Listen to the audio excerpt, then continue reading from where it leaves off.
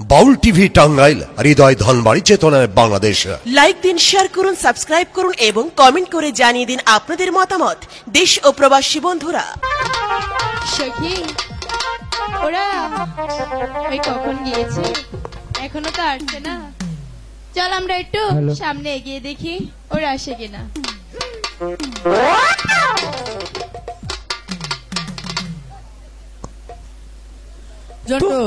ওর আর আমার কালেকশনটা একদম ডিসপ্লে, তাই আমার আর ওর কালেকশন আবার ঠিক আছে। শোনা কন্যা, বলো। আমাদেরকে নিয়ে তো ভাবছিলে না?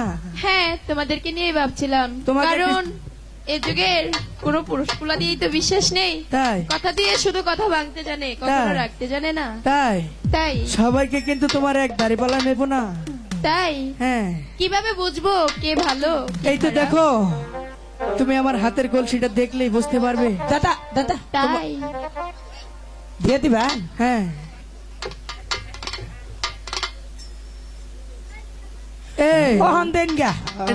চাইটা দিলি কেন? মাস্টার, আপনি যেখানে থাকেন তাড়াতাড়ি এসে আপনার পেটে বসেন। পেট মাস্টার ভাই, আপনি যেখানে থাকেন না কেন চালু করে আপনার পেটে এসে বসেন। কথা হাসা এটা চাটলাম, এটার কারণটা কি জানো? কি কারণ? আসলে আমি তো আন্নকে বাড়তে পালক তোলা, আমার তার সামর্থ্য দিব না স্বর্ণের কলসি বানাবার নিকে। আমি ওদিকে সাইড আইকা দিলাম, ওই যে অন্যকে যদি একটা হার বানা হারি। তাই তোমার মুখ থেকে এই কথাটা কিন্তু আমি জন্টু ভাই শুনতে চাইনি। তুমি পালক পোলা মানে আমার বাবা? কোথায় পাইছাল আমাদের? তাই ঠিক আছে, এই তো কন্যা, তোমার জন্য সীতাম্পালে বাড়ি হতে সুন্দর একটি স্বর্ণের কলসি করে নিয়ে এসছি। তাই তোমার যদি বিশ্বাস না হয় তুমি দেখতে পারো। শুধু তুমি আর আমি দেখবো স্বর্ণের কলসি, আর তোমার সখীও দেখবে এটা মাটির কলসি। বিশ্বাস না হয় তোমার সখীকে জিজ্ঞাসা করো।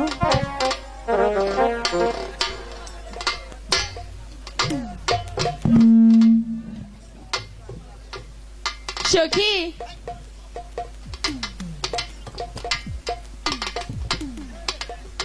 ওরা বলছে এটা স্বর্ণের কলসি, আর আমিও দেখছি স্বর্ণের কলসি। তুই দেখতো এটা স্বর্ণের কলসি না মাটির কলসি? বল সখী, তুই মিথ্যে কথা বলছিস। আমি বলছি স্বর্ণের কলসি। সখী, তুই দেখে বলতো, বলো। শোনো কন্যা, তোমাকে যখন এই শানেবান্দার ঘাটে প্রথম দেখলাম, প্রথম দেখাতেই যে আমি তোমাকে ভালোবেসে ফেলেছি। তাই এই ভালোবাসার প্রতিদান হিসাবে আমি সীতাম্পালের বাড়ি থেকে তোমার জন্য স্বর্ণের কলসি করে এনেছি। আচ্ছা, তুমি আমাকে কতটুকু ভালোবাসো? হ্যাঁ, তোমাকে যে আমি কতটুকু ভালোবাসি আমি কেমন করে বোঝা, বলো না। যদি তুমি না থাকো পাশে মরণে কি আছে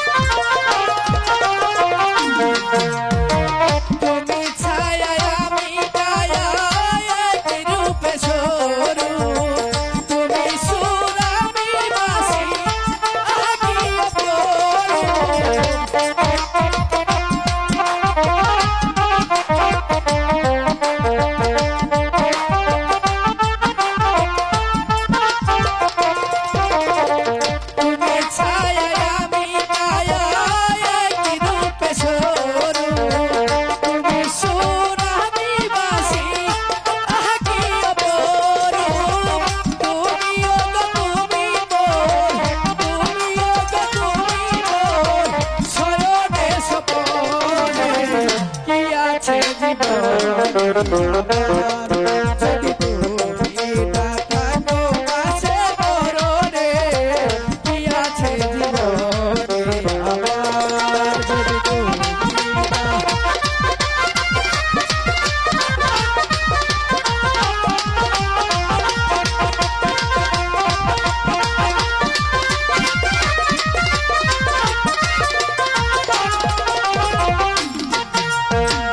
ওগো কন্যা, তুমি কি এখন বুঝতে পেরেছো হ্যাঁ আমি তোমাকে কতটুকু ভালোবাসি?